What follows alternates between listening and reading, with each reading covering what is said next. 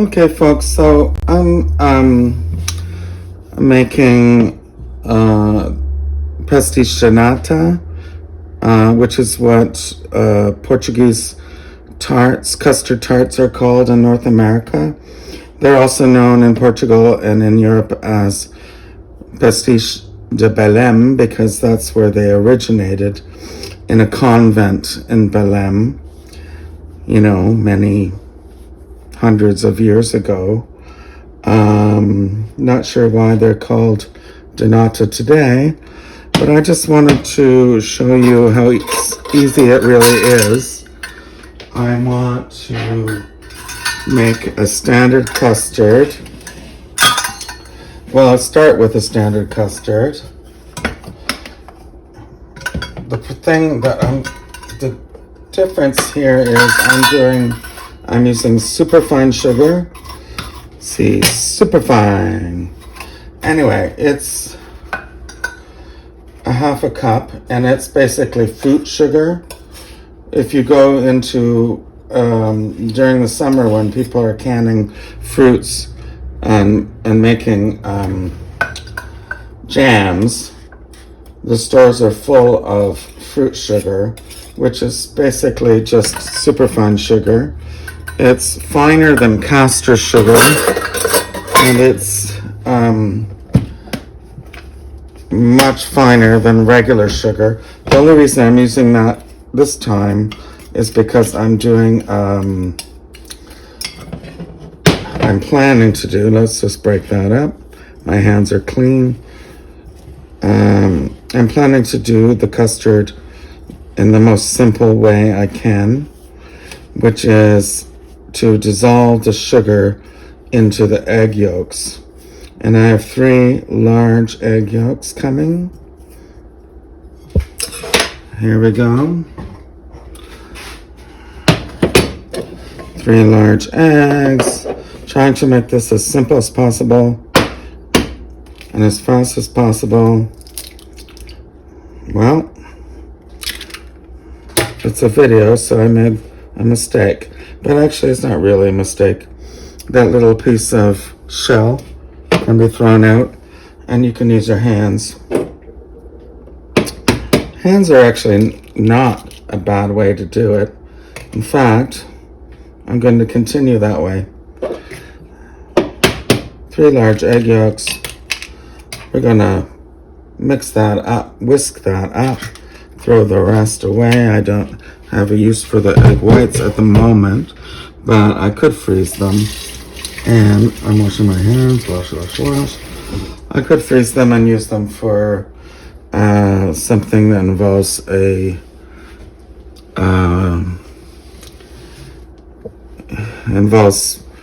meringue, like a buttercream.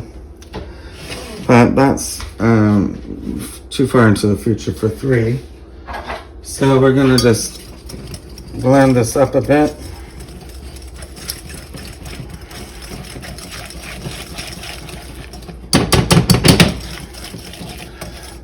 I'm not trying to add air, I'm just trying to mix it together. If you add air to this at this stage, it wouldn't be a problem. But if you add air to the mixture like you do starting as a base for cakes or certain kinds of fluffy cookies, you would be adding air, but we're going to be cooking this together with cream and milk, and that's not going to, the air won't be incorporated no matter what you do. Okay, so I'm going to put that aside, remove this for, I want to start steeping my cinnamon stick and pieces of lemon zest. Not very much, just whatever, couple. This is a small lemon, and I have a few pieces. I want more. I can already smell the lemon though. It's awesome. The aroma is awesome. And if you think the stage can be left out, you can leave it out. Just add more vanilla. But trust me, you don't want to leave out this stage. And I would add possibly less than a teaspoon of vanilla, because when the cinnamon and the cinnamon stick and the lemon zest mixes in the steeps in the hot milk and cream, the combination is just, unparalleled. Trust me, you don't really want just vanilla. So we're going to put in a half a cup of cream. This is heavy cream. We call it whipping cream. And of course that's gonna not work because I'm on camera. I don't know why I can't open this. I've opened here. I know it's the wrong side of my pure pack. Okay, 1/2 cup cream. I'm kind of hoping that 3 eggs, that's a whole cup of cream. If you use that much, you'd have to use an extra egg. And I think I'm going to use the extra milk cream with an extra egg, because it's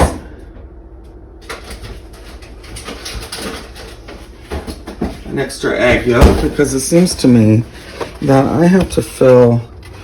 I'm going with a kind of the quick recipe for Portuguese tarts. And I never really was convinced that the 3 egg yolks would be enough, or the half a cup of cream. Okay, so I'm adding another egg. I'm just winging it here. Bear with me. This is from experience. You don't ever really know until you've made lots of custards, and I have. And then that's 1 cup of cream. Then I'm gonna add a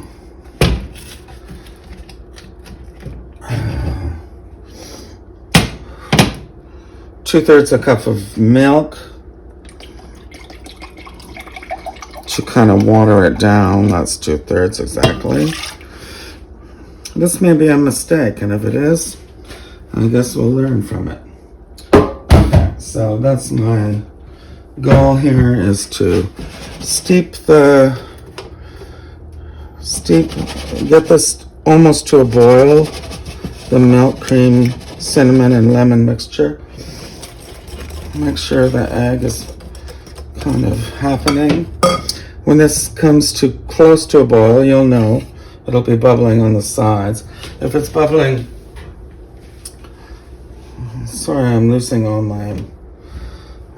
my senses here. Okay, sorry if you see a lot of bubble boiling. You should remove it immediately from the heat, like that.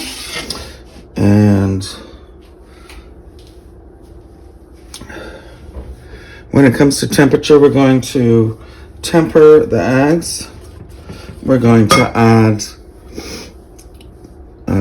2 tablespoons of cornstarch as a thickening agent. Some classic recipes for custard require flour, but they also require, the ancient ones also require flour and also simple syrup, which is superheated water and sugar. In this case, the sugar is already in the eggs. When it comes to temp, I'll be right back.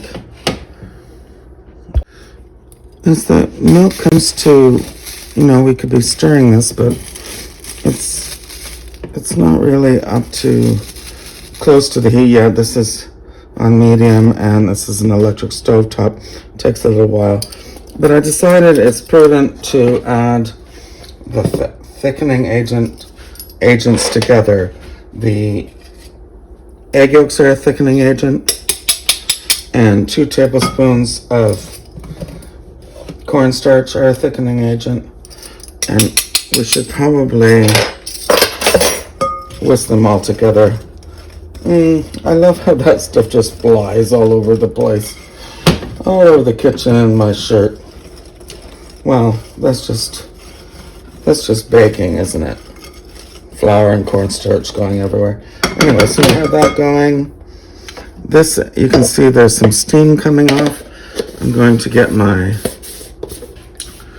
wooden spoon to make sure it's not burning on the bottom.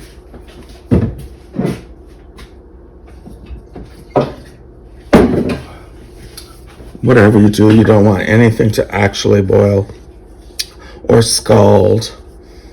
If you boil the milk, you're actually scalding it, and that makes a terrible taste. And also, there'll be pieces of burnt milk on the bottom, which will come up into your cream.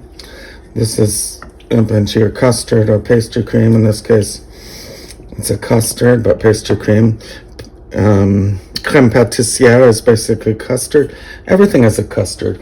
If you make, not everything, exaggerating, but so many of our desserts from France, from the continent, and into the Americas, start with a paste with a custard. So crème anglaise is a loose custard. French, probably mimicking the custards used in England in the Middle Ages. Lots to be said about custard. Bread pudding, impossible without custard. Crème anglaise, like I said. Ooh, this is getting there. And, okay, the aroma. This is important because the aroma is also about the flavor. I can smell cinnamon. I can smell lemon, and they're blending in a quite mellifluous way. They don't, you can't really smell the lemon without the cinnamon without the lemon. And that's one of the things that makes these tarts, Portuguese tarts, so wonderful. Anyway, as that gets close, I'll be, well, this is kind of clunky, but I want to temper my egg, sugar, and starch mixture. Remember, this is, I can see it. I need to turn that down. Actually, I need to turn it, let's just see. I'm stirring too much. Let's just see what happens to the sides of the bowl. I'm turning this down so that's not a real boil, just a bubbly, sizzly, just bubbling on the outside. And then we're going to whisk, say, half a cup to temper this, and then we're going to put the whole thing back and thicken it.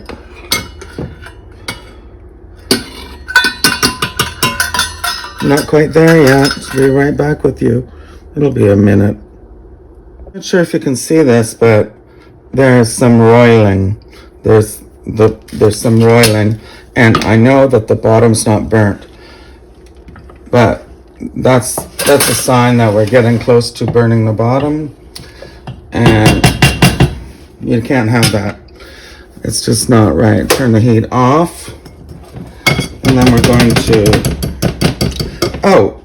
one important addition. I had 2 tablespoons of cornstarch in here, but because I have twice as much cream, I decided to add another whole tablespoon of cornstarch in here. Kind of playing it by ear. We'll see what happens. But that's no longer burning. It's very hot. I have to get my spatula. And the first thing we're going to do is we're going to take the half a cup of this hot mixture, and we're going to, I'm using the wrong hand for the whisk because the camera's in the way, but we just want to temper the egg sugar mixture, sugar and starch mixture. This is called tempering. You don't want to have scrambled eggs because that will ruin everything. And then pour it back in to this pot, stirring furiously. All right. So everything about this is standard custard. What is different is that I'm infusing the custard with cinnamon and strips of lemon zest. And I think I would like to get as much out as possible. Use the spatula. My favorite rubber spatulas are all in one. And that's because the ones with wooden handles, when you wash them over and over, if you use them a lot, they love to separate from the silicone end, and it's not really fun when you're cooking and the end of your spatula falls off into your sauce or custard or whatever you're making. Okay, so now we put this back on the heat and we're going to continually stir it. I actually turned the heat off because I was worried. We're going to stir it for, I'd say this is going to take about 5 minutes. There are 2 thickening agents in here. One is starch, and there are 4 egg yolks. And I'm quite happy with the idea, as long as the idea that I added twice as much cream, because as long as I get to a thickness without burning, that will be the goal. And the wooden spoon is going to tell us, it's going to keep the bottom from creating a burn crust or scald the milk, scald the mixture, and we're going to be able to have, the spoon is the test, right? Always the spoon is the test. If you can create a thickness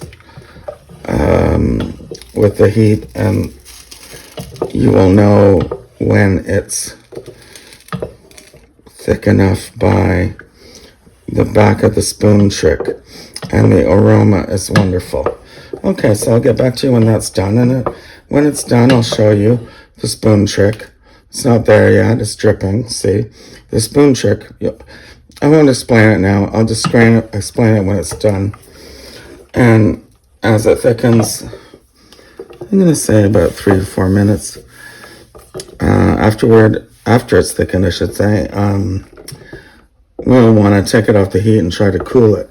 But we don't have to cool it we don't have to freeze it and everything. We just want it not to melt the pastry, because the pastry is next. Okay, that will be part 2 or 3, whatever part we're on. Okay, folks, I resorted to the whisk, and it's super thick. And I took it off when I thought I was getting too thick to make sure I whisked. This is a tip. Don't believe everything you read online. Sometimes you have to take matters into your own hands. And I have a gorgeously thick. This is really good, and it's exactly what I want. And the aroma is fantastic. Taking it off just to do the, I don't know if you can see this, to do the thickness test. That's perfect.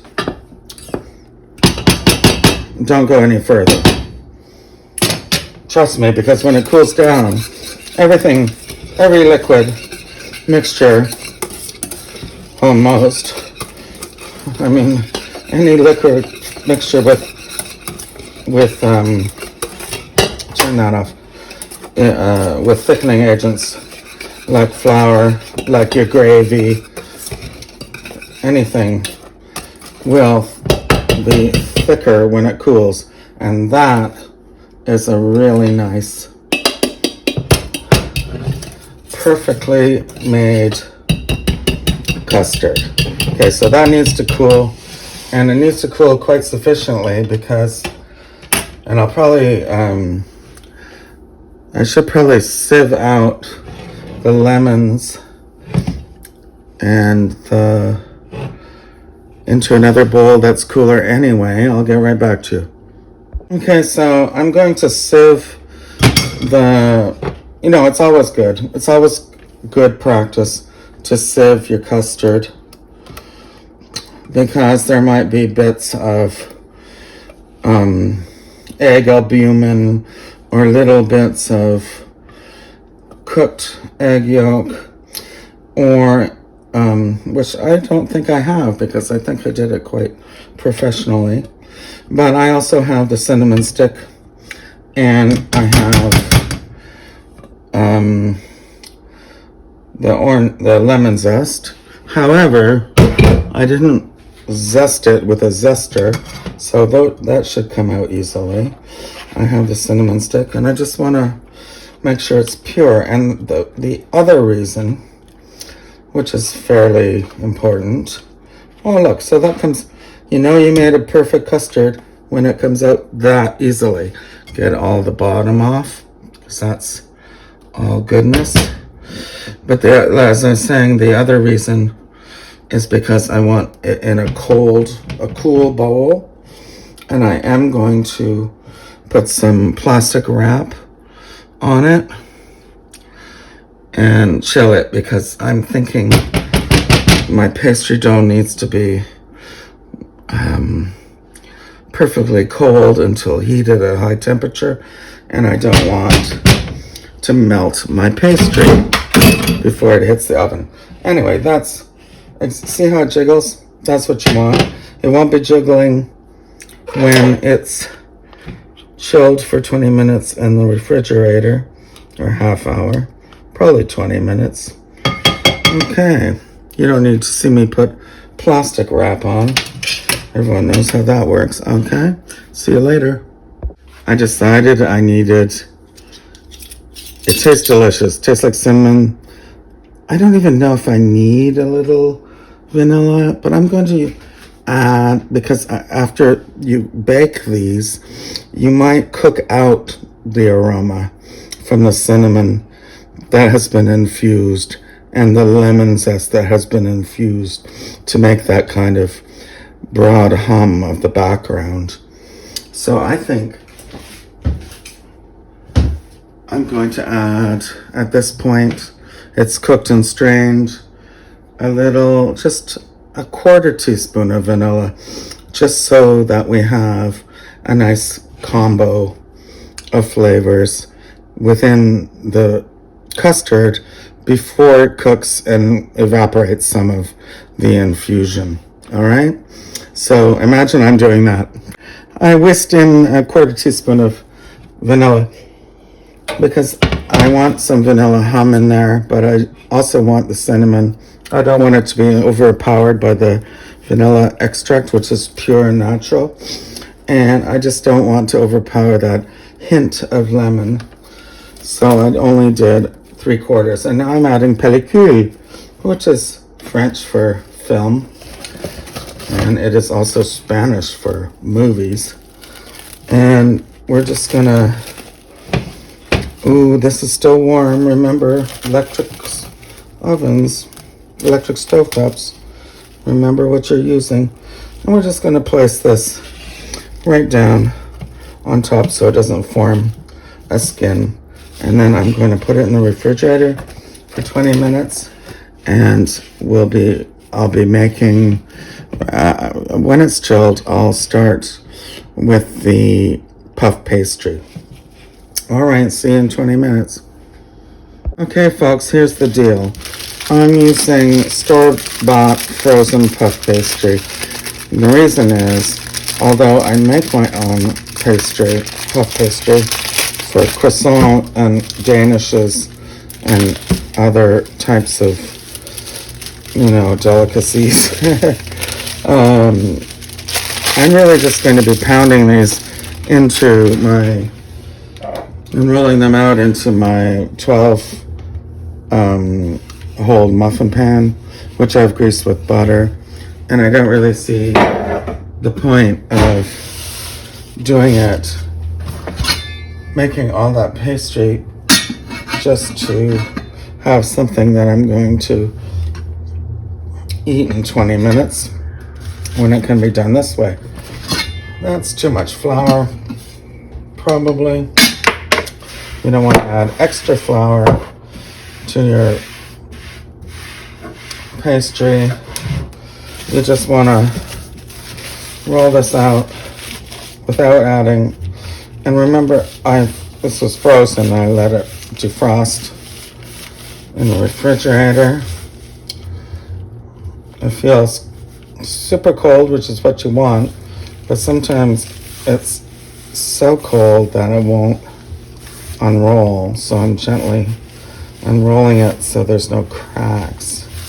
I will roll it out with my cold rolling pin again, just to extend it a little.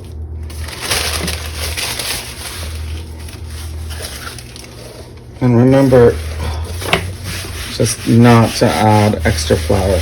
Anyway, we want to extend this just a little. It's already 1/8 of an inch thick. I think that's the right amount. I just want to extend the length a little without going bonkers and getting flat ends like this. I keep flipping because that's how I know it's not sticking. And I just want to grab something before. No, I'm going to roll this very tightly. Remember, this pastry has over 1,000 layers. If you make your own puff pastry, it actually doesn't take that long with flipping and rolling and flipping and rolling to get over 1,000 layers of butter and pastry. I'm going to cut off the end here. I don't think I have to cut that end, but I want to get my measuring tape. It's easy to make divisions of halves, quarters, eighths. Super easy. So this isn't actually 1, 2, 3, 4, 5, 6, 7, 8, 9, 10, 11. It's actually not the right length. So I'm going to gently pull it. We want it to be 12 inches, and we want each segment, that'll do, to be 1 inch. Well, that's pretty funny because I just made it 13. Oh well, you get my point. So the real point is that I have a muffin tin that has 12, that is for 12 muffins, and I have to make pastry to fill 12. Oh, there it is, perfect. Okay, so I'm just gonna use this and make 1 inch pieces. There is I didn't mention, but my custard is cooled thoroughly. It's still in the fridge, and I'll be leaving it there because we want the filling to be as cold as the pastry, or almost as cold. And we're going to, and I also should note that I added, because I'm not using Pasteis de Nata Portuguese custard tut pan, which you can buy. I needed more custard. That's why I doubled the cream and added an egg yolk and added I added another teaspoon of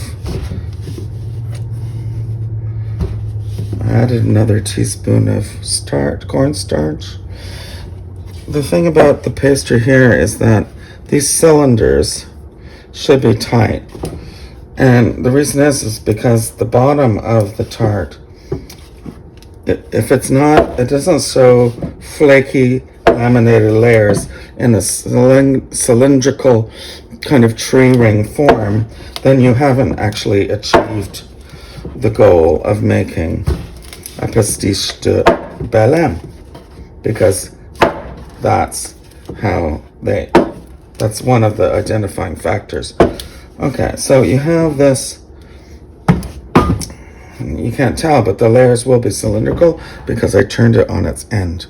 And I will be finishing all 12 of them and placing them in gently. They should come up a little bit beyond the top, if you like. They might shrink, they might puff.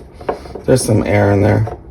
Anyway, I'm going to do this 12 more times, and I'll be refrigerating the whole thing before I get my oven up to between 500 Fahrenheit and 550, which is very hot. And I'll see you in a moment. Shouldn't take much, it shouldn't take long, because you can't take long. You don't want the cool puff pastry. You really don't want it to start to melt, or you're not going to get good results. So I chilled my shells a little bit, just to make sure that the heat from my hands didn't melt any of the layers of butter. Also poached some that I thought were too thin. That's okay. They won't show you that on television. It's not a conspiracy. It's just for the beauty, right? And I have my beautiful custard, and I need to fill each one of these 3/4 of the way to the top, being careful. And I'm not that careful. Well, I am careful, but I'm on camera and it makes me nervous. This is the custard. This is how you want your custard to look. See, I got some on the tin. It's very important that the shells be cold and the pastry be chilled. And I'm just going to fill each one to the top while my oven heats to 525 degrees. This is very hot, but puff pastry really likes to be hot because that's how you get the explosion of volume. And also, these tarts aren't really Portuguese unless you get a bubbling skin, brownish, blackish bubbling of the skin. So now I'm eyeballing the ones that have less custard. And of course I have my little, I used to have it. I don't have it. I just want to get my spillage into the tarts.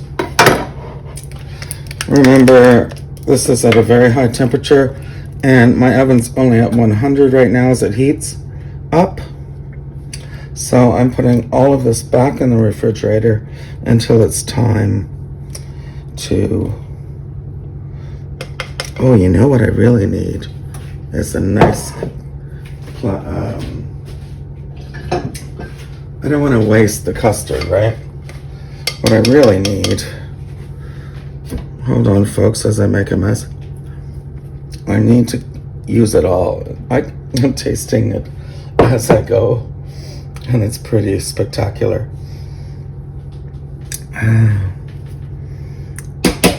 Okay, folks, oven is up to temperature at, in my case, 525. It would also work at 550, but my oven likes to shut down and go into spasms of delirium if I do it at that temperature.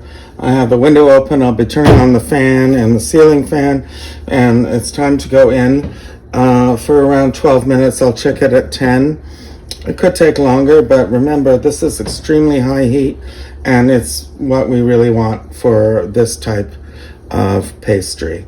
Here we go. Whoosh, that's hot. Okay, folks, so these have cooled.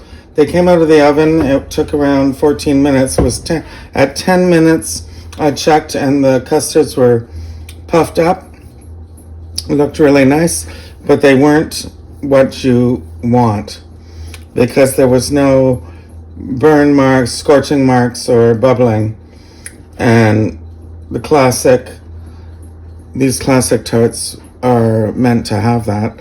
So after 10 minutes, I broiled them without changing the rack. That would be too much trouble. And I got the scorch marks that you really want in a Portuguese custard tart. I haven't taken them out yet of the pan because they're quite hot still, but that puffiness sank down, and that's also quite normal. I'll take a picture, I'll take a photograph of them when they're cooled, and we'll be able to examine how the pastry did. But I know for sure that the top is nice and crispy, and the interior is smooth and mellifluous. And I'm just hoping that my pastry held up. And I'll definitely post a photograph of them when they're cool enough to come out of the shell.